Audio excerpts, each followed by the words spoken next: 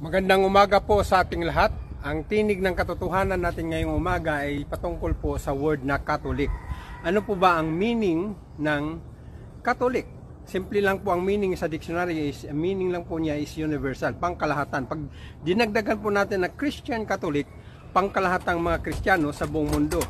Pag sinabi naman natin Roman Catholic, ibig sabihin pangkalahatang mga Romano o sumusunod sa katuruan ng mga Romano na more on tradition instead of biblical foundation. Kaya nga sinulat ang Roman book ni Apostol Pablo para ma-identify yung paganismo ng mga Romano. Kaya dito natin makikita na pag sinabi natin Christian Catholic, ibig sabihin ikaw ay mayroong personal na relasyon sa Diyos. Kaya sabi nga ng Book of John, di ba?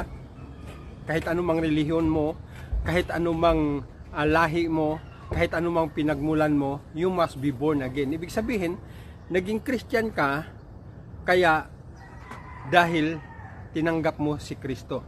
Kaya pag dinagdagan mo yan, Christian Catholic, ibig sabihin, pangkalahatang Kristiyano ka na sumusunod kay Kristo sa buong mundo. Kaya yun po ang meaning ng Catholic.